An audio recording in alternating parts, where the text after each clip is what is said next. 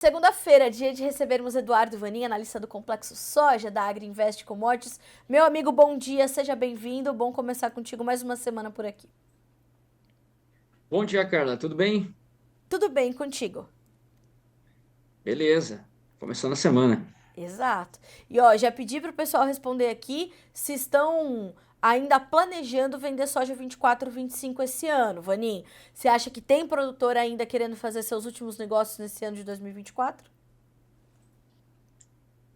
Já foi só Rio Grande do Sul, alguma coisa aqui no Paraná, produtores cooperados. Aí teria alguma coisa, mas no final das contas, o que teria mais seria fixações, mais volume novo mesmo de quantidade, não mais.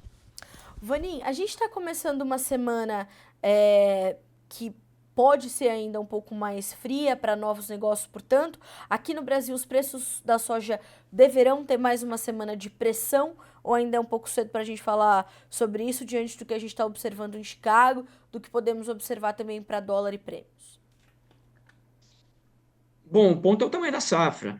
É o que a gente já conversou bastante nos nossos bate-papos aí de segunda-feira.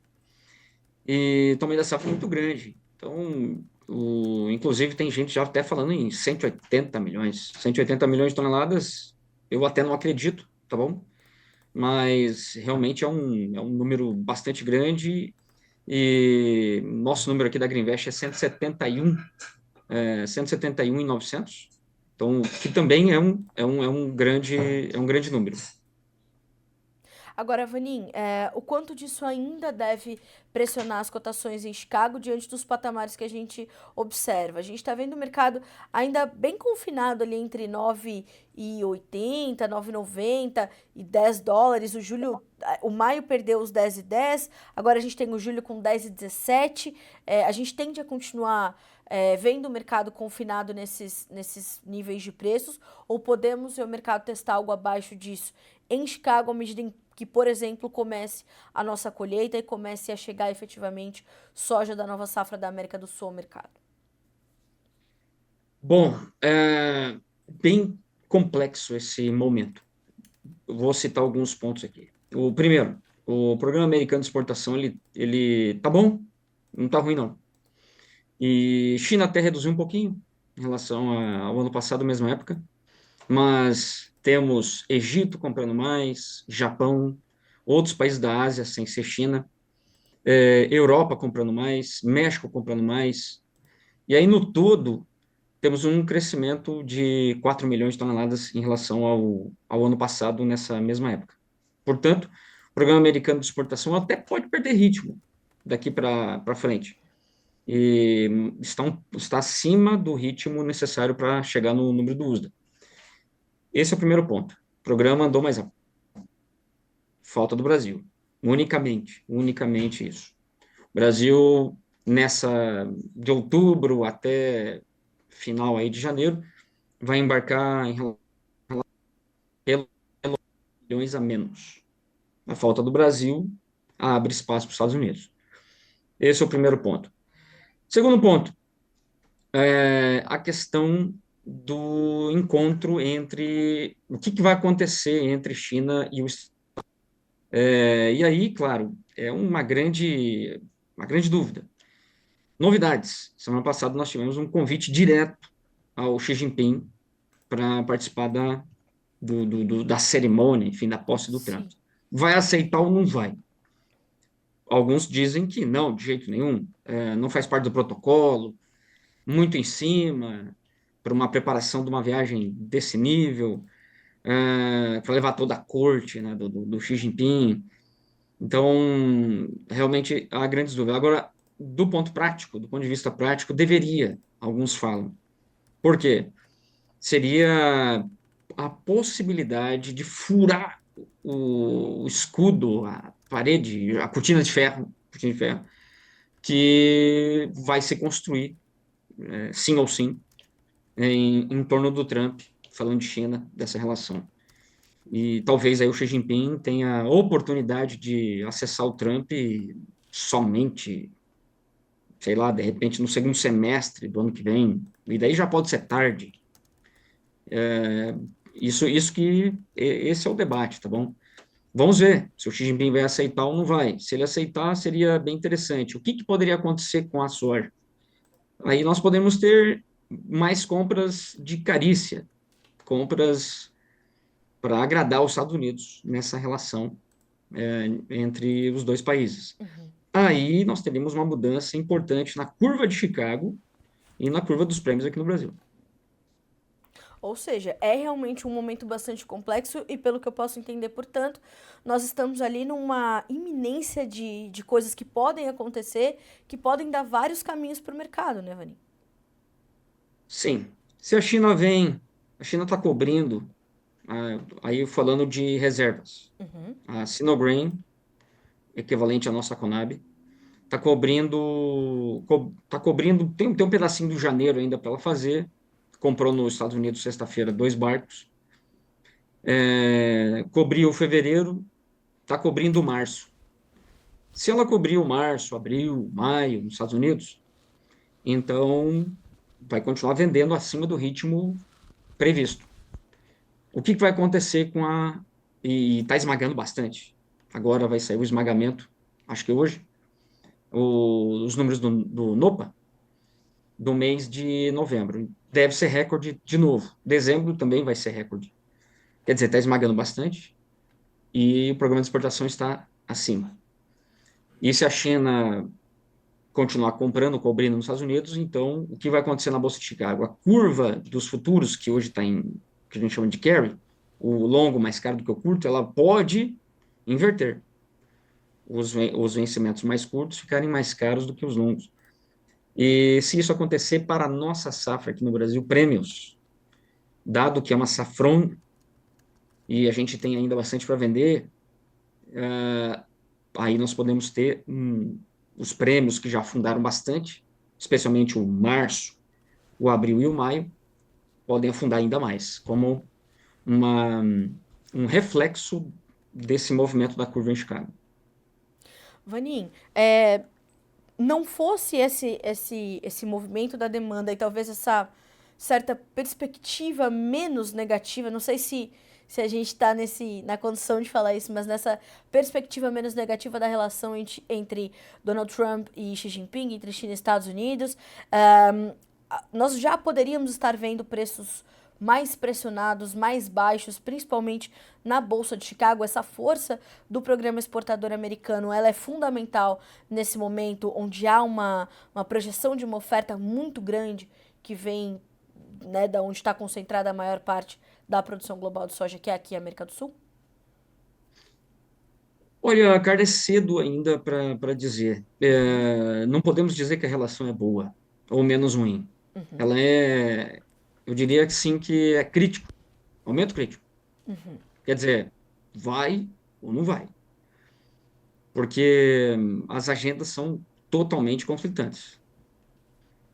Quer dizer, essa possibilidade de um encontro pessoal entre os dois já de cara faria muita diferença, sem dúvida. Então, esse é um ponto que ainda ninguém sabe o que que vai. É um jogo de xadrez, é um jogo de sinais, simbologias e, quer dizer, os detalhes é que contam. Então, eu diria assim, tem esse programa dos Estados Unidos mais forte por falta do Brasil e tem uma safrona do Brasil que é enorme. Pode mudar a direção de Chicago? Sim, só de curto prazo, só de curto prazo. Quando a gente pensa lá na frente, safra 25, 26, aí tem que tomar muito cuidado, porque o Brasil tendo uma grande safra, mantendo um programa de exportação grande o ano inteiro, aí muda tudo.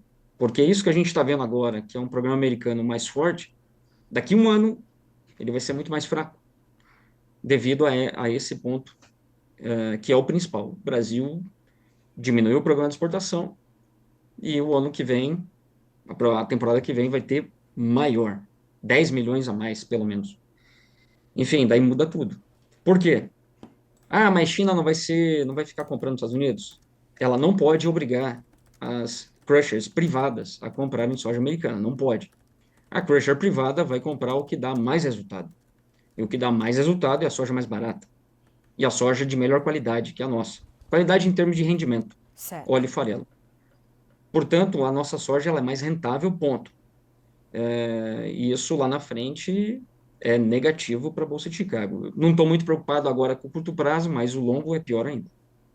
Isso para os nossos prêmios poderia ser positivo. Vou até puxar a pergunta aqui do William Rodrigues, que participa conosco, Vanin. Ele diz assim, ó, Vanin, com a possibilidade de Chicago ser baixista e os prêmios virem no lado positivo, existe uma possibilidade da soja ter preços satisfatórios para o produtor brasileiro, sendo que o maior precificador o maior precificador da soja nos pilares é Chicago? William Rodrigues te pergunta essa questão dos prêmios, Vanin.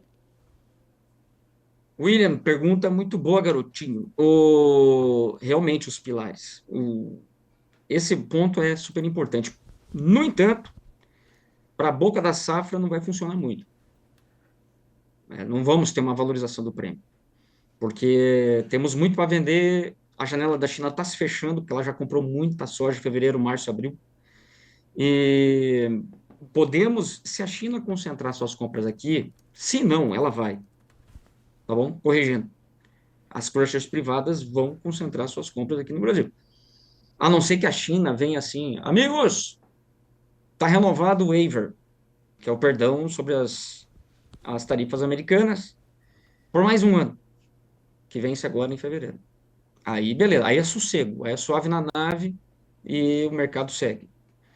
Eu não acho que isso vai acontecer. Enfim, com isso tudo, o que o William está falando é assim, então Chicago pesa, o prêmio reage? Olha, para a boca da safra, não. A partir de junho, sim. E isso a gente já está vendo na curva dos prêmios no Brasil. A diferença entre o maio e o julho, desculpa, o março, o embarque em março e o julho, era de 15 centavos por bushel. Isso antes da vitória do Trump, 15. O julho mais caro. Agora essa diferença já está em 40 centavos. Março, mais barato do que o julho, embarque julho no Brasil, Paranaguá, 40 centavos. Essa diferença vai aumentar mais ainda, porque as crushers chinesas concentrando as compras aqui no Brasil, especialmente no segundo semestre, aí o bicho pega. Aí vai ser um outro momento. Não tem mais pressão de safra, o produtor já vendeu o que precisava, já pagou suas contas, vai ter o milho, e a China vai precisar cobrir o seu segundo semestre. Aí muda o jogo. Mas veja, não é para a boca da safra. Tem uma outra pergunta aqui, Vani, que embora a gente tenha falado bastante sobre isso, mas eu acho que a gente pode trazer também, porque o Edevaldo Nogueira, ele pergunta o seguinte, ó, bom dia a todos, uma excelente semana, abrindo a colheita em janeiro e tendo as boas condições das lavouras, haverá muito possivelmente uma safra cheia. Qual o impacto disso nos preços, tendo um dólar em alta? Faz diferença, né, Vanin? Olhar para o momento em que a colheita vai chegar, como é que vai estar esse dólar para impactar na formação dos preços, né? Sem dúvida. Já impactou. Nós temos uma queda nos prêmios de 50 centavos por bushel. O março chegou a negociar 52 acima de Chicago, isso em outubro, e chegou a negociar semana passada 7 abaixo, 7 negativo. Fechou a semana 5 positivo. Mas enfim, temos essa queda toda. E mesmo com essa questão de trade war ou não e tudo mais. É o tamanho da safra. Isso é o que importa. É a logística. O que pode impactar? Safra grande é frete caro. Não tivemos isso esse ano. Concentração de plantio, concentração da colheita, provavelmente uma safra úmida. Não foi o caso desse ano também, foi uma safra seca. Os mapas mostram que janeiro deve chover mais que o normal, fevereiro também. Enfim, você tem todos os ingredientes que são negativos para a formação do preço na boca da safra. Frete, questão de armazenagem, a safra é maior, e a cobertura da China, que está bem avançada para fevereiro, março e abril. Enfim, amigos, tem que ficar bem atento. A boca da safra pode não ser um bom momento para você segurar a sua soja. Ah, preciso vender em fevereiro. Pô, agiliza, agiliza.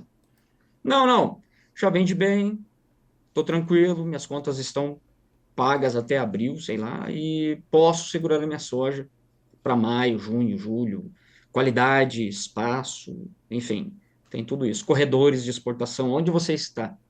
Você está no corredor que fecha cedo o programa da soja para abril do milho? Atenção, atenção, esse ano foi tranquilo.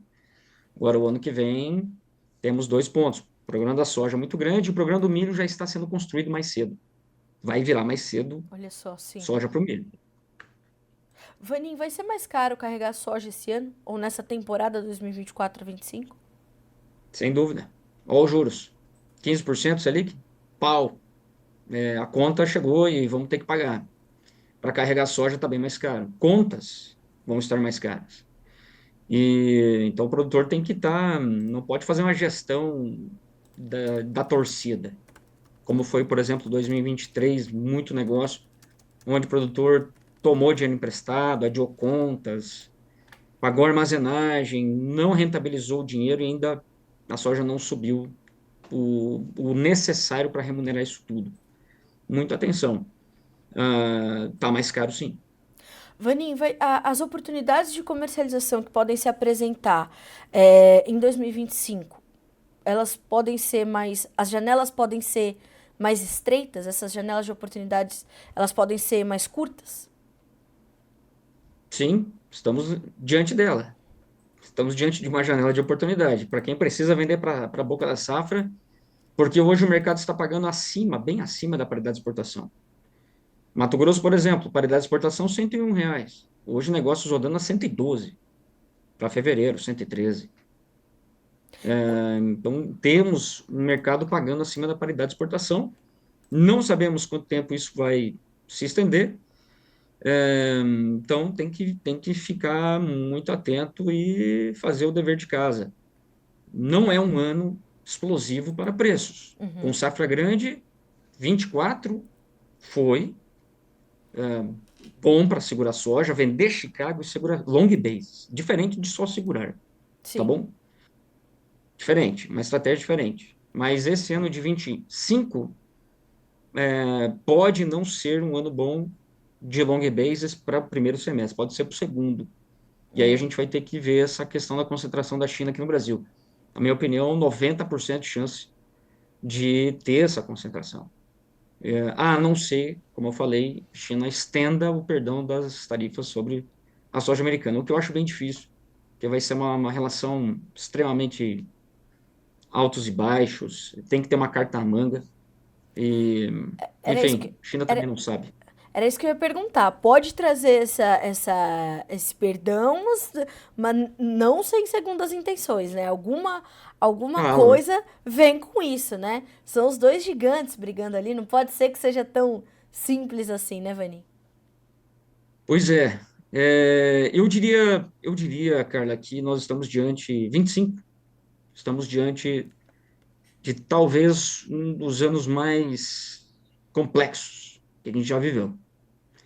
O, eu, pelo menos, aí nos meus 20 anos aí que eu estou no mercado da soja, acompanhando essa coisa toda, nunca vi um cenário tão complexo da forma como nós temos. Nos anos anteriores, nós tivemos crise, sim, só que quando vem uma crise, todo mundo faz a mesma coisa. Isso não é complexo. Que seria o quê? Corte de juros, incentivos, toda essa coisa, para incentivar a demanda. Agora nós temos países indo em direções totalmente contrárias.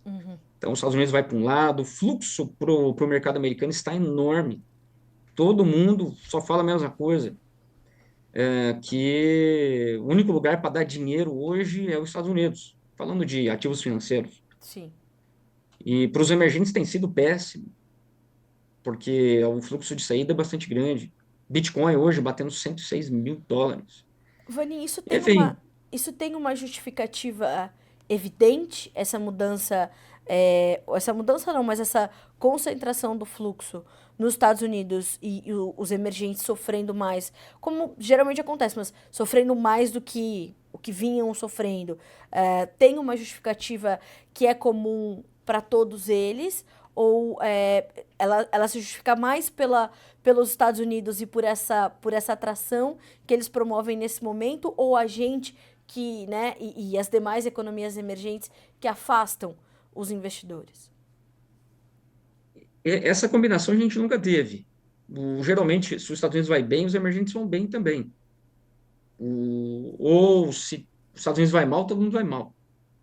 Agora, os Estados Unidos ir bem e todo mundo ir mal é novo, mas isso se deve às tarifas, à possibilidade de tarifas. E aí também os Estados Unidos, o Trump prometendo corte de impostos, pode ser corte de impostos que inclua ganho de capital, e assim vai. Tem várias explicações e os porquês que as bolsas americanas não param de subir. Claro, uma delas não é o Trump que criou, enfim, o ambiente americano de criação de novas empresas de tecnologia, inteligência artificial, blá, blá, blá, essa coisa toda, Sim. que faz com que o mercado americano seja o único ou mais interessante de você colocar dinheiro enfim, nesses segmentos, nessas novas ideias e iniciativas. E aí o fluxo está tremendo de saída. Os emergentes estão penando. Aí piorou ainda mais quando o Trump falou assim: ó, BRICS, se vocês estão pensando É, em fazer um sisteminha aí de vocês que venha contra o dólar, sistema de pagamentos novo, que não seja o SWIFT, enfim, vocês vão tomar 100% de tarifa na cabeça. Ah, daí azedou mais ainda.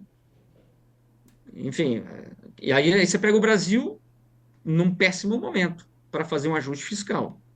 Teve aí todos os anos bons, favoráveis para ajeitar a casa, na verdade, não preciso nem falar, pioramos tudo. Então, o Brasil realmente é um dos piores. Agora, é o mais fedorento, pulguento que tem. é verdade. Vanim, a nossa enquete deu o seguinte, ó. Tivemos 113 votos, 55% que não vai mais comercializar soja esse ano, 2024-25, nesse ano de 2024, e 44% diz que ainda tá querendo fazer um negocinho ou outro. Quem tem e quem pode fazer, quem tá nessa condição, vai encontrar uma oportunidade interessante. Então, Sim, talvez ali no começo, quando você me perguntou, eu acho que eu confundi com 23, 24. 24 a 25. 24, 25, quer dizer, safra nova.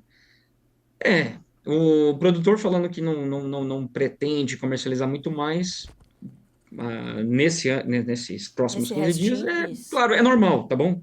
Final de ano, aí tem a questão de imposto de renda, mas se bem que é 24, 25. Enfim, é sazonal. Agora, o que acontece? O ano passado, aliás, esse começo de ano, Farmer Selling virou com 33%, foi ganhar ritmo em fevereiro, quando o preço já estava caindo. Não é bom, veja, não é uma estratégia inteligente você pensar em comercialização na boca da safra.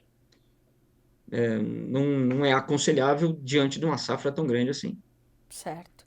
Vamos ficar de olho. Bom, Eduardo Vanin, muito obrigada, meu amigo, mais uma vez por estar conosco. Mas você tem um convite que amanhã tem coisa boa chegando para quem está nos acompanhando aqui, hein? Dia 17, não é isso? Isso Pá, mesmo. vamos ter então nossa live, mesa redonda, vamos falar assim. Vamos? O, eu, tu Sim. e eles. Exatamente. Arthur e Patrick compondo. O Arthur Garotinho, que hoje está na AgriBrasil Trading, Sim, e vai falar da importância da certificação Ancord AgroSem para os profissionais de mercado. sim. O Patrick do Banco do Brasil vai falar da importância para as empresas. E eu e tu, Somebody Love, vamos Somebody bater uma Law. bola. Vamos bater uma bola, vamos falar sobre como chegar até a certificação, né, Vanin? Que é uma demanda do setor, esses profissionais mais certificados, né, mais conscientes dessa necessidade da comercialização diferenciada que hoje o produtor precisa fazer. E a gente vai bater uma bola às 17 horas, É, horário de Brasília. Tem muita coisa legal 17 horas. chegando, né? Positivo. Então É marca aí na isso. agenda, 17 horas, é isso? É isso, 17 horas a gente. Essa dupla aqui amanhã ataca novamente. Deus ajude, né, Eduardo Vanin?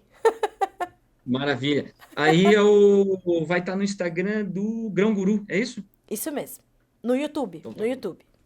No YouTube. Então anota Isso. aí, pessoal, Grão Guru, que te ajuda aí nessa corrida para a certificação, nessa É isso trajetória. mesmo. É, a gente vai explicar amanhã tudo em detalhes do que acontece. Eduardo Vanin, meu amigo, muito obrigada. E eu vou já puxar aqui uma outra sardinha. O Marciano falou assim, ó, Vanin, comprem O Segredo do Grão. Esse livro é bom também, hein? Ah, Quem do do Marcos. Marcos Araújo. Pá, É meu bom. livro de cabeceira, eu falo sempre isso. Tem autografado que eu sou, outros 500. Ganhei. Especial.